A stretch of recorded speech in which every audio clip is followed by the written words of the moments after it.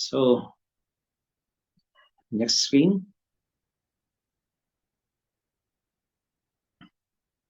We can skip this part. This is just how we do the growth and all that. So now we have these polymers. I start with the discussion on these polymers. Polymers, as we normally know, that these are materials which are insulating in nature, but there are a class of materials, polymers, which are also conducting in nature, and that's how it started. And that started with the polyaniline. We call it in normal terms, we call it pani, so PANI. So polyaniline is something which is itself conducting in nature. So these can be called the intrinsic polymers, and we can have a blend of these polymers with different materials to get a. We can switch over from one material to the other, from non-conducting to conducting to higher conductivity materials, and this is the class of materials which we keep on working on. Okay, so that way I call it extrinsic semiconductors, extrinsic polymers, extrinsic conducting polymers, and it has been named also as the conjugated polymers because they interact with materials in a way that their conjugation takes place along with the material that is subject to it. So we have we normally call it conjugated polymers, and there we can have a p-type semiconductor out of it. We have a p-doped polymers, conjugated polymers. We can have n-doped conjugated polymers, and and we characterize them with various techniques. And normally the technique that the first we employ was XRD, but it's not, we are not just confined to that. We go for the other characterizations as well, which Asim will discuss during the course of our talk. Next slide. Yeah. So in the uh, yeah. So in the intrinsic semiconductors, we can have the conjugation of these materials. So with what I have mixed, what we have done, we have blended with zinc oxide, and we can similarly we can do the same thing with polypyrrole as well. And Asim has done more work on these two, and other than that, the other materials also. Now coming to the effects of Swift heavy ion radiation, what it normally does when we subject any material to Swift heavy ion, what all it can do, it can modify the structure of the material totally. 8 volt, and CV is performed on minus 0.4 volt to 0.8 volt. That means different the various characterizations are performed to analyze all these observation. We can say that the for observation of modification we use different characterizations like XRD, FTIR, Raman, and for from AFM analysis, the surface roughness of 17 nanometer, and the small grain size of 50.75 nanometer achieved for P1 nano composite thin films. That's why we call it optimum sample. The SAM analysis, also the AFM data also goes with SAM analysis. The small grain size 55.41 nanometer achieved for P1 composites, which is agreement which in agreement of AFM. Then the highest specific capacitance like CS of 3 to 3.11 Faraday per gram was attained for P1 sample. The fabricated device shows the remarkable power density and high energy density for P1 sample, and the use of the we can use it as electrode for supercapacitor.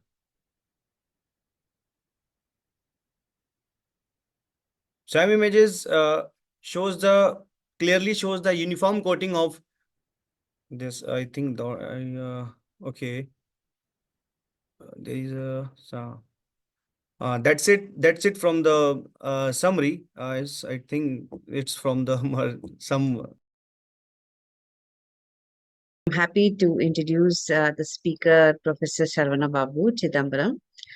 He is toxicology. He is a fellow of Academy for Science, Animal Welfare, fellow of Indian Chemistry Society, and research in pharmacology, Venus International Foundation, Chennai. Sir has also received Abdul Kalam Award for Scientific Excellence in the year 2017 from Marina Labs, Chennai. He is also has received Appreciation Award for being one of the key. And Dr. Tanya Monahan from the University of Nottingham, who helped us for gut microbiome analysis and data interpretation, and Dr. Gurudat and Dr. Soumya Elemanchili, and they helped us to interpret this inflammatory and immunological reactions, and Dr. Meena Sakarkar from University of Saskatoon, who is an expert in bioinformatics. She helped us to do this system biology work. Thank you all. From Aligarh Muslim University, Aligarh. He worked on nosocomial and community-associated MRSA infection during his doctorate degree. He also pursued postdoctoral research in the field of diabetes, obesity-mediated hypertension from the University of Houston, Texas, USA, and Auburn University, Alabama, USA. He received New Investigator Travel Award trainees for the SBPR 2012 by American Heart Association. Professor Khan's research includes elucidating the mechanisms of antihypertensive bioactive compounds derived from medicinal plants from Western Himalayan region.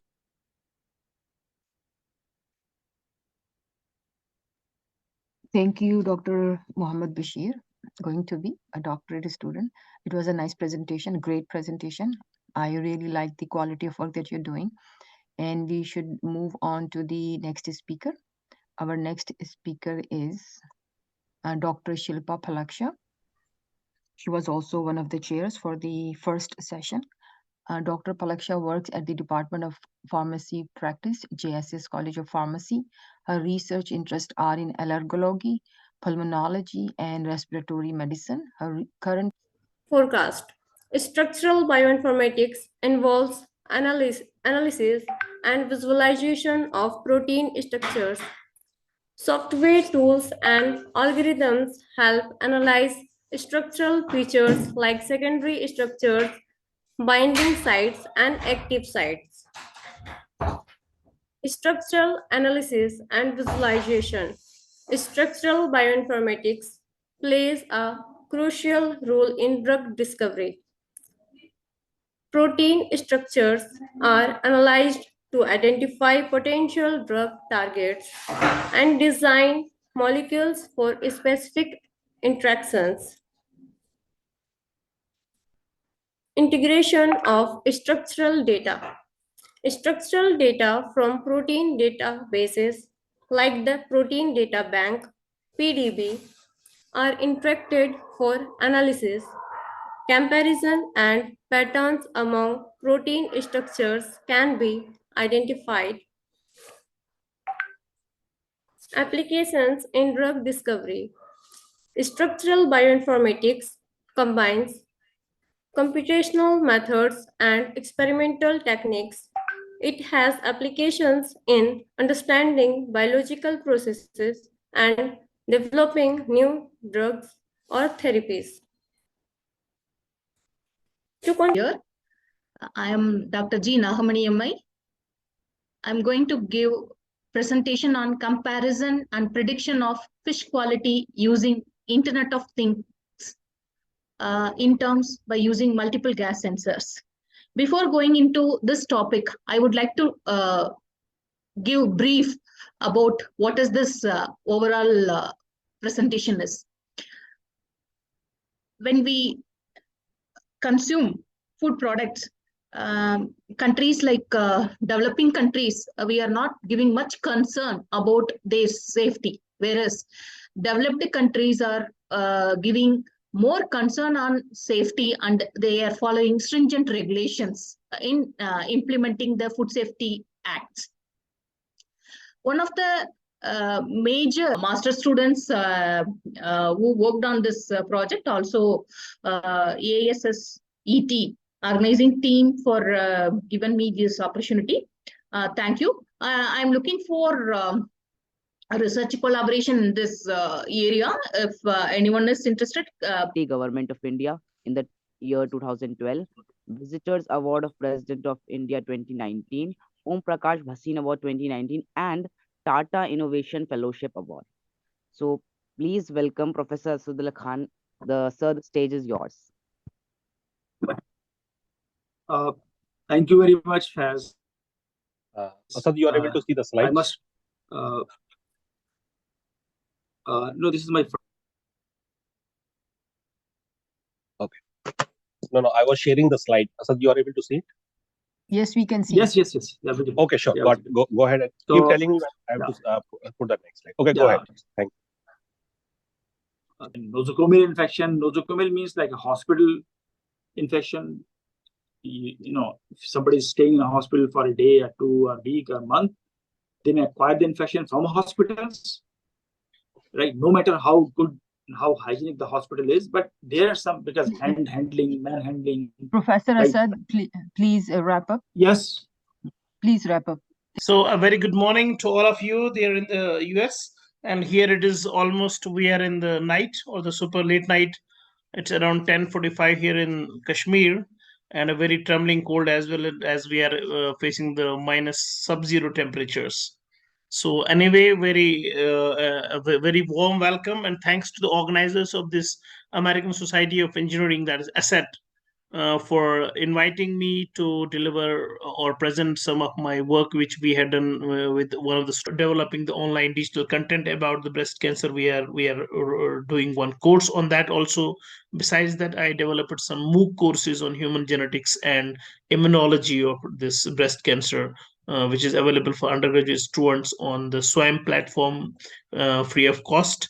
And besides the teaching learning process, the research extension activities, and contributing in terms of writing the books and publishing the papers is, and thankfully my research team has done good thing since last 2 years. We had this year alone we had more than 1150 citations on the Google Scholar, and then we had published almost 16 papers this year.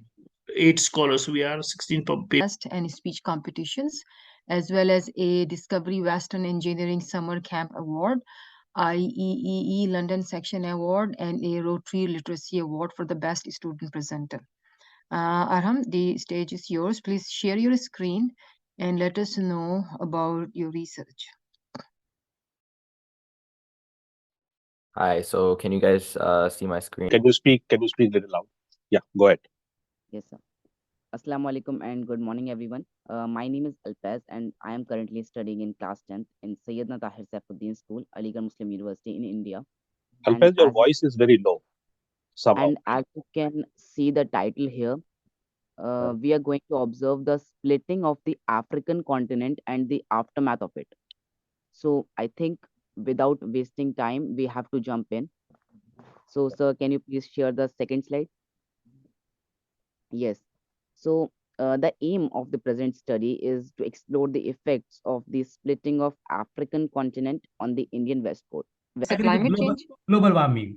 Global warming. Oh. Yeah. Okay. So that's why I told my son. So he wrote one article about this one. Good. But he changed. He didn't mention about the remodeling, but he changes this terminology, spinning of something like that. I see. Yeah, that's good. Yeah. Thank you very much. I don't want to take more time because. Yeah. Thank you very much. Thank you. So I think that's the last question.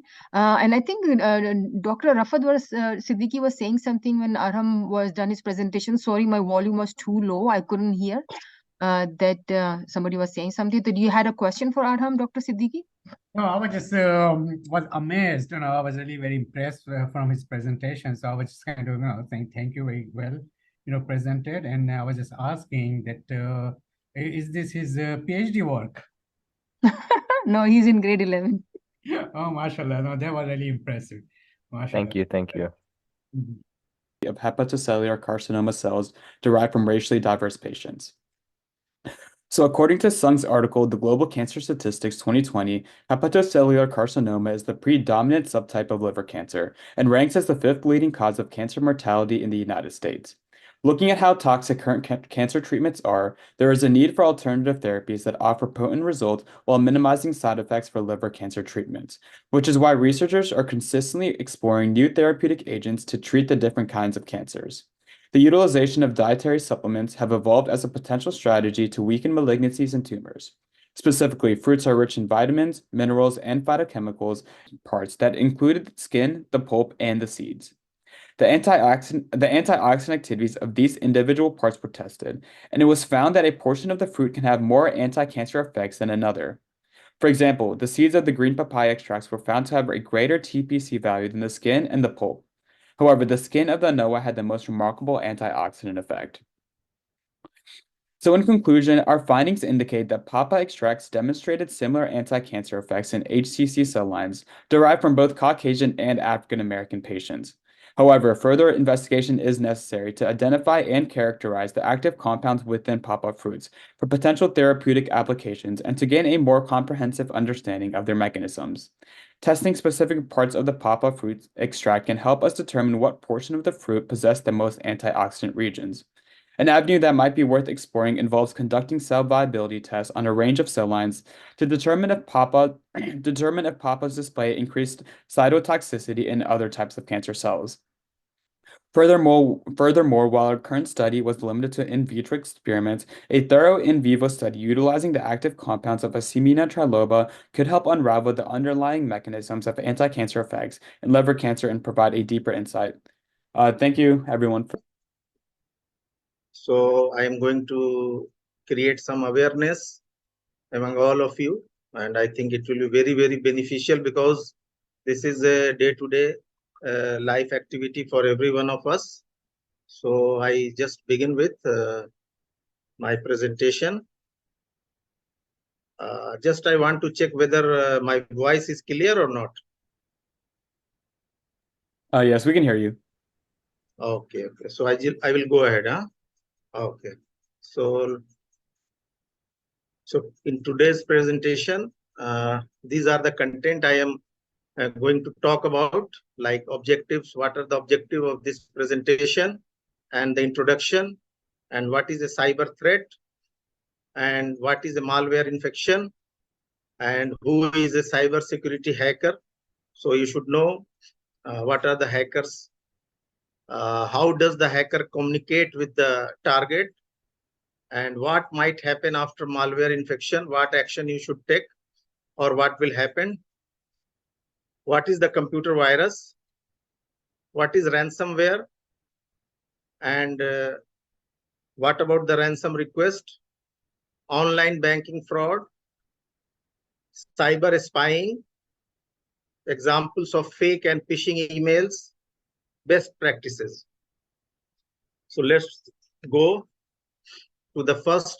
This is objective, and the objective of this presentation is to create awareness among the student community or whoever is using the computer or net. I think everyone nowadays to use the internet media and its implication on possible cyber crime.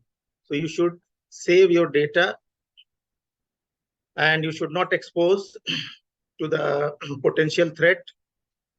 And the next one, explaining some of the preventive measures one can take to avoid getting victimized by the cyber crime. This is very, very important. So first of, I want to talk about what is cyber security.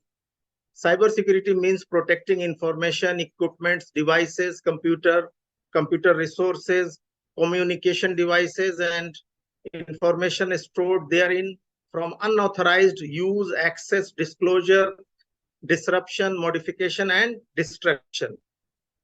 Cybersecurity is the body of technologies, process, and practices designed to protect networks, computers, programs, and data, and attack, damage, or unauthorized access. What is cybersecurity?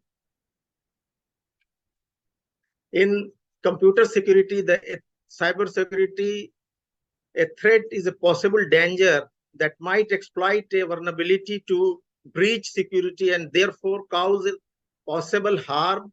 Examples are malware, viruses, spam, spyware, and there are many new things every day it is coming. So what is malware? Malware is an umbrella term used to refer to a variety of forms of hostile or intrusive software, including computer viruses, bombs, Trojan horses, ransomware, spyware, adware, and other malicious programs.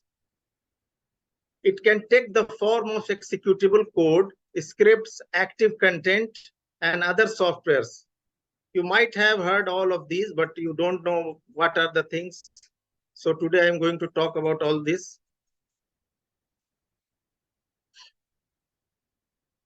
What is computer security? In the computer security context, a security hacker is someone who seeks and exploits weaknesses in a computer system or computer network.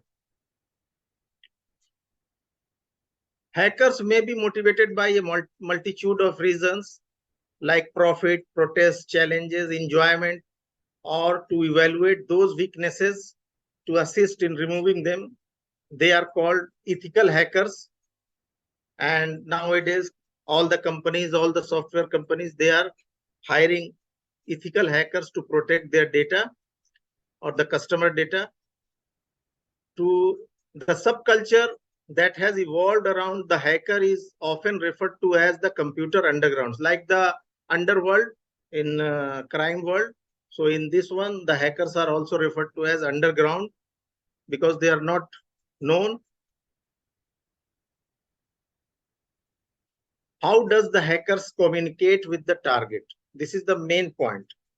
How I will show it to you that the model that I can do the core analysis, identify its a secret pathway, various secret pathway for each study, and then we do a comparison, which is very interesting among these 5 studies. Neural information secret pathway is the top. That I when I found it, I said, of course, why not? But then I'm also very happy. Yes, good. This is in addition to use a QKD's data set, we actually collect from the various GAC data set, and then we do a comparison. It comes to the same identified conclusion that we have. So that allow me to go back to this 2020's summary, graphic summary, to say that ethanol elevation lead to the LPS, the gut leakages, endotoxin leakages, and then could possibly lead to the APP elevation because the neural information secret pathway was elevated. Okay, so this is the conclusion I have, and then this is the thank you analogy to the student and then collaborator, particularly Stephen Matthew, that in 2020, he has to be very patient to listen to me's frustration during the pandemic, but he is very persistent on this. He already got his PhD from the University of Connecticut. And then Jonathan Zhang is the one work on that 5 GAC data set, because I told him that I want to give this talk, but I don't want to stop at 2020 story. So that he worked on that for me. And then very appreciated for the NIAAA and NIDAS's funding for the support of this research. Thank you for listening to me. And if I may answer any question. Hello? Yeah, it seems like no one has any questions. All right, then I'll conclude this session, and our next speaker will be Dr. Zareen Amtul. And I'm going to introduce Dr. Amtul. And Dr. Amtul is a faculty member at the University of Windsor. Dr. Amtul is a recipient of several national and international awards in basic and SOTL research, including the J. William Fulbright Award from the USA, the Alexander von Humboldt Stiftung Award from Germany, and Ontario Mental Health Foundation, and the CIHR Strategic Training Awards from Canada, as well as a few international traveling grants. So Dr. Zareen, the floor is yours. And if I stop it. Yeah, thank you. Okay. Thank you, Dr. Chang, and thank you, Arham, for introducing. I will just share my screen. Dr. Chang, it was a lovely presentation. Thank you. Perhaps we will find time to talk to each other and then ask some questions about your work. Yeah, sure. And I hope to see you again, soon next year, but in person. I hope so. Dr. Kang said possible we will do the August meeting. That would be wonderful to come in August. Share the screen, right? The blue? No, yes, ma'am, not yet. where it says share screen. You see my screen? Oh, I need to say share. Not yet. Okay. Okay. We can see your screen now. It's my screen, right? Yes, but not in presentation mode. Okay, I'm doing that. Am I okay now? Yes, perfect. Okay. Thank you so much. I was told my schedule is at 3 o'clock, so I told my student come to help me to do all this technical issue, but I'm a little earlier. Okay. Thank you so much for the nice introduction. I thank you so much that you highlight the original from Taiwan. I like that one very well. My presentation today is a molecular mechanism of bifetal alcohol misuse elevation of aminoid precursor protein APP, leading to the progression or onset of the Alzheimer's diseases. This slide shows my outline of my content of the talk. So I'm going to share with you how we use the QIAGEN knowledge base QKB, and then engineer the pathway analysis IPA. You also can call it machine learning algorithm to reveal alcohol-mediated systemic information would lead to the neuroinflammation, neurodegenerative diseases, Alzheimer's disease included. And then second, I would like to show you that to investigate the involvement of the neuroinflammation signaling pathway in alcohol modulation of APP expression as a potential causal factor in Alzheimer's disease. Then I will also share with you that using the pathway and the connective mapping to analyze the data collect from the in vivo, particularly I refer to public set data set, and then also the one that curate knowledge bases from the QKB. First, I'd like to talk to you about the ethanol. Ethanol, that's what we, in the laboratory, we say we give a binge treatment with ethanol. That refers to ethanol, that's the chemical. Breaking down of the DNA, Western blot, good blots without any background effect, and as well as the employee is able to leave well on time. However, what they notice with the master's hire, students who have master's degree from Canadian universities, look at their colonies, the bacterial culture, they are seeing only 2 colonies, and look at the PCR, the DNA band has been, the DNA has been fragmented. As you can see from multiple bands, Western blot, you see some 2 extra lines of contamination or whatever, dirty blot, and the time at what time the employee is leaving is also a lot more than the senior company employee. And if you look at the bachelor's hire, students with only undergrad degrees, they're not able to get any colonies in their bacterial culture, rather contamination. And look at the PCR, only 2 DNA fragments, the tiny ones. Western blot didn't work at all, and the student is too tired, not able to get anything accomplished, though working harder than the senior employee. So this is actually a small schematic to depict what the employers are complaining about, and they're saying that the students are not good at doing the techniques that they're supposed to be working in their job. And one of the reasons, as I mentioned, they are international students, and they rarely get the opportunities to do research in their undergrad and even in their masters. Both basically they do course-based working on enroll in course-based programs. There are not too many opportunities to hands-on experience. And when they come to Canada, and then we are graduating them, and then we are getting them ready for taking on different industry positions. These are the complaints we are getting from the employers. So based on that, the university decided to have a switch in the way we offer these modules and we design these master programs. And then we thought that rather forcing students to find internship opportunities, which is unfortunately not possible for such a large number of students, we thought of why not we provide them opportunities as a part of the program, design some capstone courses where we teach most, if not all, of these techniques and make them a little bit, expert and give them some know-how about the stuff that they might be doing when they are graduated and ready to work. And based on that, we decided, and I applied for funding. I designed a project grant. I wrote a grant application, applied it to different funders, and then I got funded. And over there, I talked to a couple of my colleagues in the industry and different departments here in Canada. I'll talk about them by the end of my presentation. And we all together were able to design a small laboratory module that actually has everything in it that the employers are lacking and complaining of lacking in the fresh graduates from the universities. And as you can see in here, that semester-long theme runs for 1 or 2 semesters, sometimes a 6-credit course.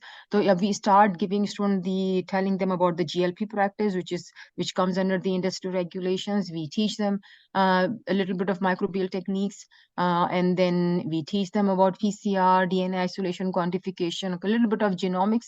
After that, I designed some of the techniques for teaching them how to isolate proteins. And once they isolate the proteins, if it is a functional protein, for example, enzyme, then I also teach them how to do the enzyme kinetics, drug screening, IC50 values, find out the lead, and then proceed from there. Not only this, I also teach them some computational docking experiments so that whatever they're doing in the lab, they can also confirm that through the docking studies, or they can do computational studies first, then they can do the same thing with hands-on experience in the laboratory settings. After that, we also give them an overview about the GMP, good manufacturing practices in the industry, pharmaceutical or biotechnological. And in the end, I also teach them how to write the manuscripts. So, after learning all these techniques, start to finish, it is actually, these are all the techniques which are used in a project. So, if you start from the beginning and if you are, you accomplish all the required steps and reach to the docking step, your one manuscript is ready to be published. And, some of my students, they have written these manuscripts and we are working on it together. And soon we're going to get it published. One manuscript we already actually published, and I'll talk about this by the end of the presentation. So how I just make a story and I design all my techniques around that story. And it's not a fake story. Actually, it's a real patient who was suffering from chronic abdominal pain. And he showed up to the University of Maryland's hospital in Bethesda. And over there, physicians prescribed him, assuming that he's suffering from ulcer, some anti-ulcer drugs. They didn't help. Then they prescribed him some antibiotics, though those antibiotics didn't help either. Finally, they thought of doing biopsy of that patient, stomach biopsy, through the endoscopy. So we teach all these techniques to the students in a proper setting, that how you do that, starting like from the very beginning, that how a research project works. They go through all the steps and they see how it is accomplished, and they also see that how these techniques, research work they're doing in the lab is solving actually real life problems. So we teach students how to do endoscopy. Once they learn, we get the biopsy sample. Then we teach students how to grow that sample in the lab to identify the bacterial contamination that the person might be having. For example, we do gram-negative, gram-positive staining. We look at the microbial structure under the microscope, whether it's a cocci, it's a bacilli, from which culture it belongs to. We do a number of biochemical testing assays, especially the enzymes. We look for the catalase activity, oxidase activity, urease activity, for example. So once we did all these testing, 5 testing, as I mentioned, the microbial examination, we look at the morphology of the bacterial cells, we grow them in the gram-negative and gram-positive environment, we tested these enzymes. Finally, we realized the person is suffering from Helicobacter pylori infection and a special strain UMAB41. Now, the question was how to get rid of this bacteria. Why? Because this bacterial species is antibiotic tolerant. And then we did some research on Helicobacter pylori. We came to know, and this is what actually students do. This is what I asked the student to do. So they are just doing all these steps by themselves. Their first time learning the application of these techniques, and the first time they're also learning how these techniques and research projects and the research they're doing in the lab is going to solve somebody's chronic health issue. So they learned about Helicobacter pylori, and from there, what they come to know that the virulence factor for this bacteria is urease enzyme. Urease is a nickel-containing enzyme. I'm not going to go into much detail of it. So the best strategy that they found out through research is in order to kill the antibiotic-resistant species of this bacteria, it's better to create inhibitors of urease enzyme, because it is because of the urease enzyme that make it possible for the bacteria to grow in the stomach. Right? And I'll talk about this when we come to the enzyme assay. So once we identify the bacteria, once we know that the urease protein is the virulence factor for that bacteria, now we want students to work with that bacteria. But the reason bacteria is highly pathogenic, we don't want students, the untrained, unexpert students who are just learning to do the techniques to catch that bacteria and develop ulcer. Rather, we also teach them the reason for cloning, that we isolate the gene, we clone the gene for that bacteria into a plasmid, and that plasmid we clone into the E. coli cells. So now students are okay to work with E. coli cells, which are not as infectious and pathogenic as the Helicobacter pylori. So once we have the E. coli cells, I teach all the steps to the students, as you can see here, one by one, that how we make the plasmid, we do the cloning, and then how we incorporate and the transfect the cells with that plasmid, and then how we do the selection for the bacterial cells which have taken up that plasmid. And once we isolate the colonies, we grow them in bulk. Once we grow them in bulk, these colonies, I also explained to the student, now they are factories for urease protein. So if you want to grow protein further in bulk and you want to do some experiments with it, then this is your factory, grow the bacterial cells and isolate proteins out of it, and then do the rest of the experiment. I also teach a student that you can also isolate plasmid and also do some DNA work with the plasmid. So first I teach them, okay, once you have clone the urease gene into the E. coli cells, next step is yes, you have to confirm whether the E. coli cells have transfected urease gene in it, and for this you isolate DNA. I then teach them the DNA isolation techniques. They learn how to quantify DNA through this. Once they learn the isolation and quantification, they know how much DNA they have in their tube that they have purified, isolated. Then I teach them to do PCR reaction. They learn the entire technique of doing PCR, the principle behind it, the conditions that they set. Once they've done the PCR, then I also teach them how to make the gel for it, how to run the DNA agarose gel electrophoresis, what is ethidium bromide, how much concentration is supposed to be there. And then once you get the gel, how you read the these bands and their sizes. And the reason the primary reason for having PCR, just to amplify the urease gene, so that you should be able to see those bands through these gels, and make sure, yes, the E. coli cells, they do contain the gene for urease, and it's good to go. So we can store those E. coli cells as our future resource for the urease gene or the urease protein. And then once they do the PCR, they run the gel, the sample on the gel, and these are the two bands that they see. The urease protein is consisting of two chains, URE A and URE B, and these are their sizes, and that's what they see with the bands when they compare with the DNA marker. So once your students have learned the DNA work, the genomics work, now they move on because the ultimate objective is they have to find a solution for that person who's suffering from the chronic ulcer. And then we teach them, then now you have to work with the urease. Once you have confirmed the E. coli cells have the urease gene and they're producing the urease protein, next step is isolate the urease. And for isolation, I teach them all the steps for, how to grow the cells, mix them with the cell lysis buffer, nuclease, the principle, the reason, what we do it, why we do it. And then we spin down the samples, we lyse the cells, get the protein out of it. And then after this, I teach them all the steps of chromatography. The very first technique I ask them to do GFC, gel filtration chromatography. We teach them how to pack the column. And from you, kinetic studies, and those are the experience. You are our mentor, actually. Well, now I can't do this, so I'm going to have to learn it again. So anyway, thank you so much. That was excellent presentation. Yeah, thank you so much.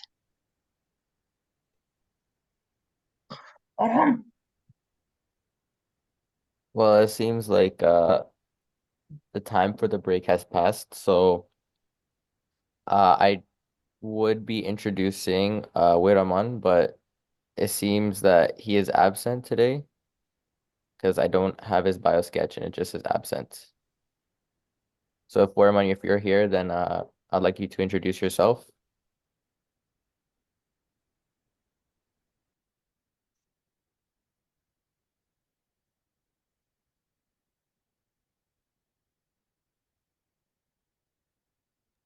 So it seems like he is not here. So then the next chair will be Abrar Ahmed, who will introduce Hello. Muhammad Bilal. Yeah, can you hear me? Yes. The voice is audible? Okay.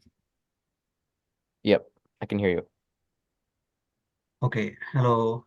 Good afternoon to viewers from Boston, USA, and good morning to the viewers from Japan, if someone online from Japan. Now we continue our session, and I am going to introduce Dr. Muhammad Bilal. He was graduated from University of Toyama. Currently, he is working as a assistant professor at the first department of internal medicine, University of Toyama, Japan. He is working on adipose tissue macrophages in diet-induced obese mouse model and their effects, muscle repair and exercise tolerance. Dr. Muhammad Bilal, please go ahead to the presentation. Thank you so much. Can you hear me? Yeah. I want to share my screen. Can you see Yeah. my screen? Yeah, Thank you please. so much. Full screen. Okay. Oh.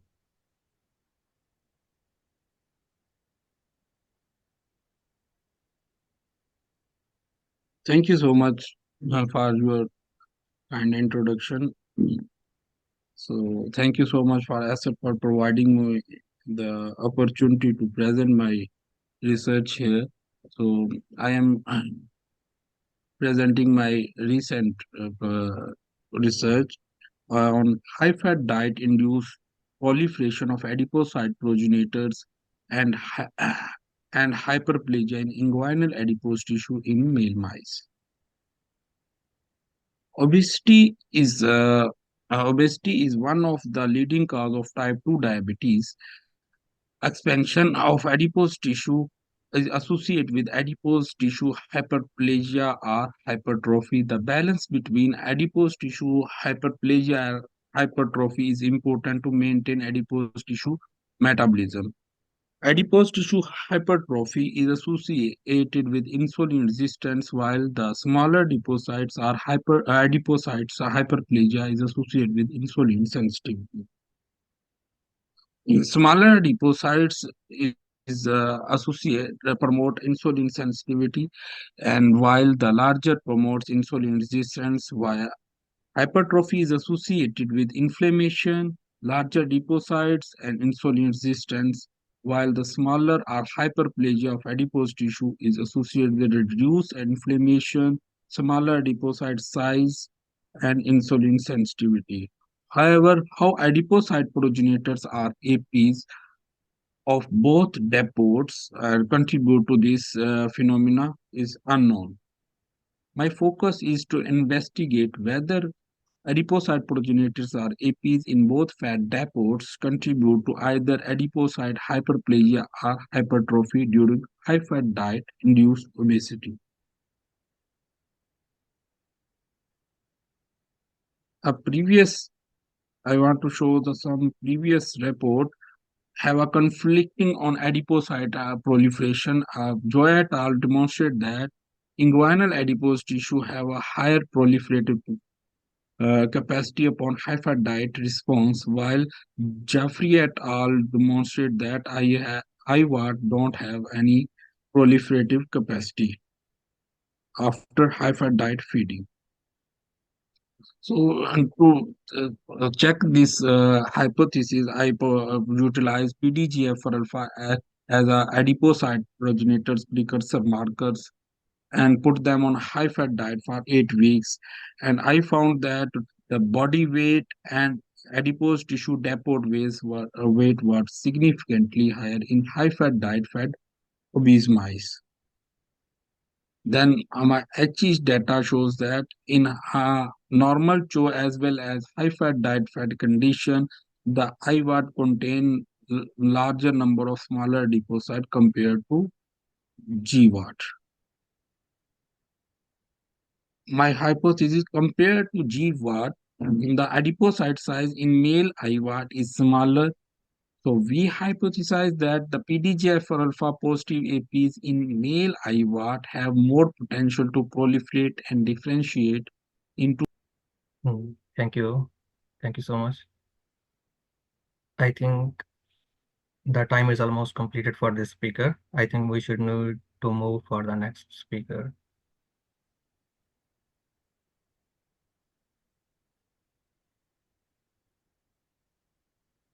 Thank you so much, brother.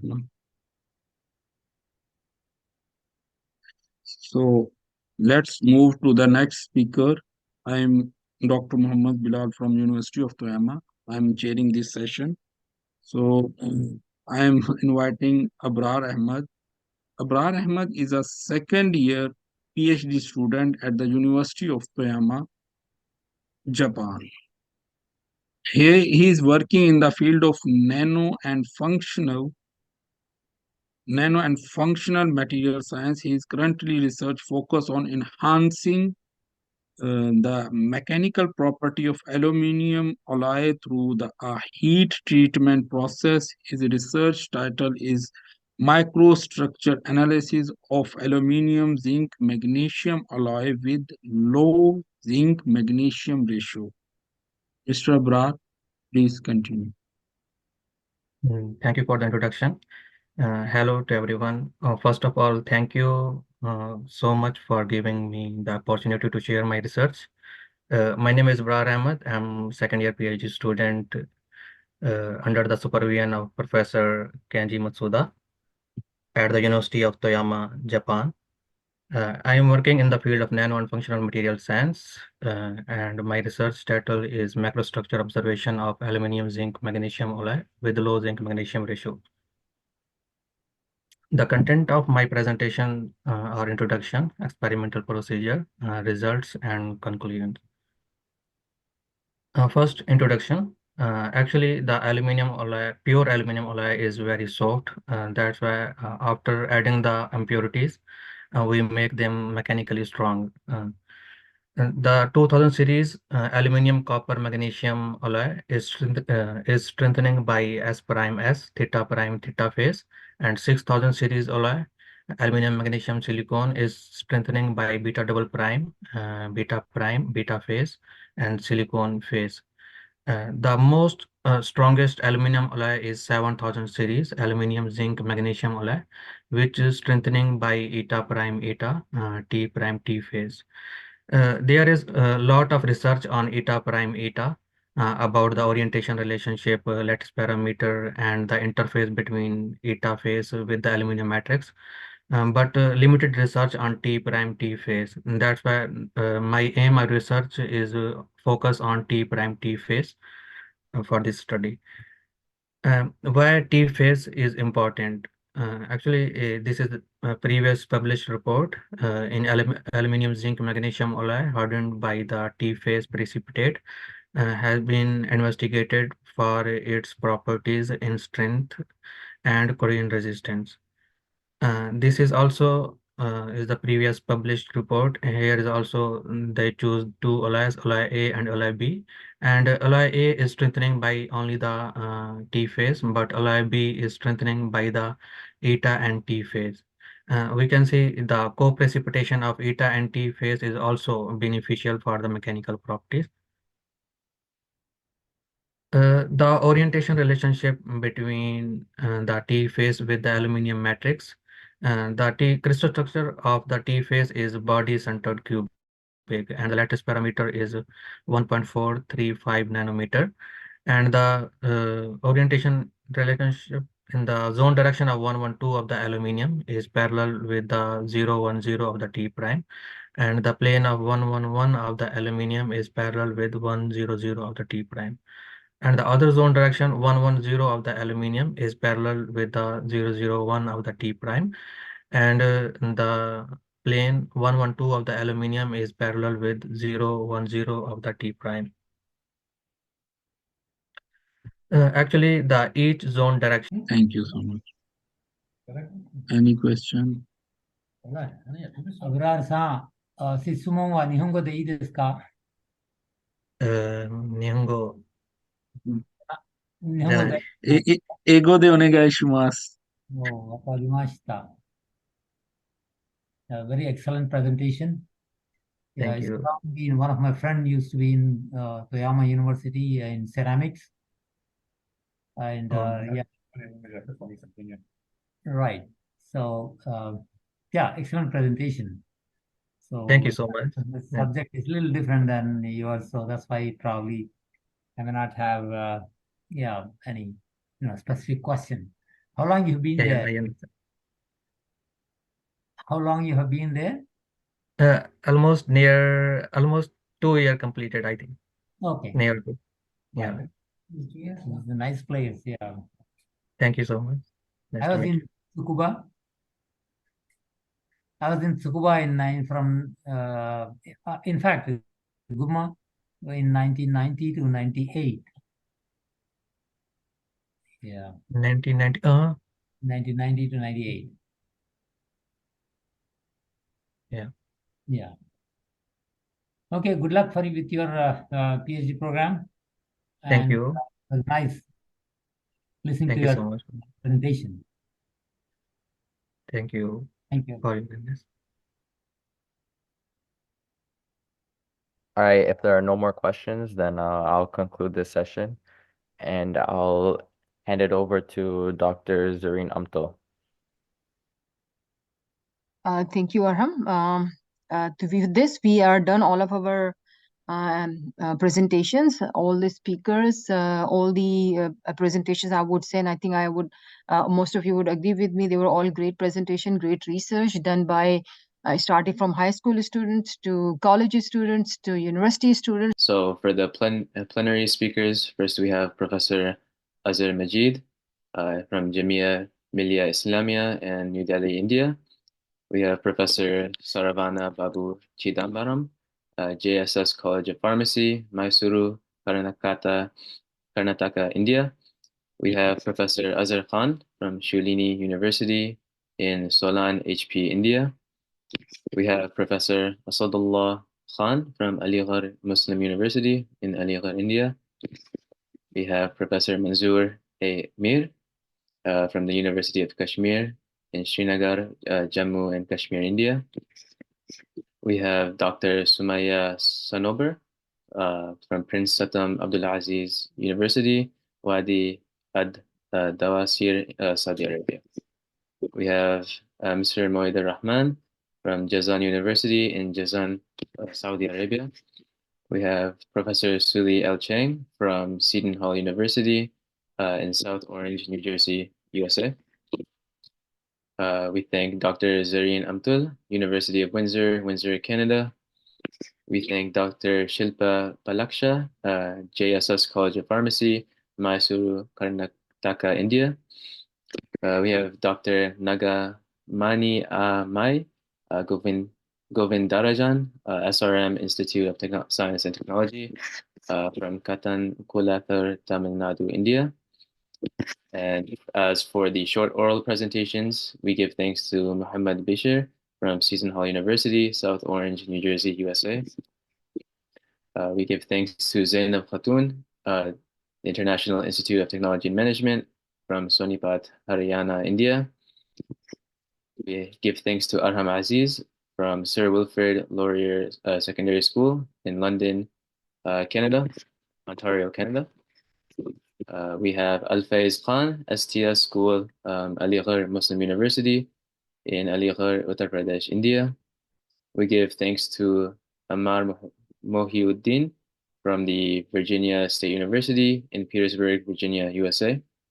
We give thanks to Muhammad Bilal from the University of Toyama in Toyama City, Toyama, Japan. And lastly, we give thanks to Abrar Ahmed from the University of Toyama, Toyama City, Toyama, Japan. And lastly, we thank again Dr. Zareen Amtul for taking all responsibility to moderate the entire session with Arham Aziz. We are thankful to all the chairs for introducing the speakers. Additionally, we are especially thankful to Muhammad Azam of Arbor Middle School in Oak Forest, Illinois, for successfully conducting the Python Basic and Advanced course for not only students, but also for the adults. And finally, last but not least, we also thank Muhammad Akbar and Dr. Rafat Siddiqui, President of ASSET, for coming all the way from Maryland and Virginia, respectively, to Boston. Thank you to all participants who attended the ASSET Conference 2023.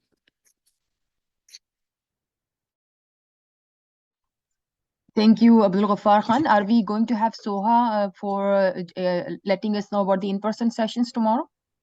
Yes. Okay, yes, just go ahead. This is Soha Sheikh, a 7th grade student at RJ Gray Junior High School, Acton, Massachusetts. Thank you for attending our virtual conference today. Everyone is invited to our in-person conference tomorrow at 109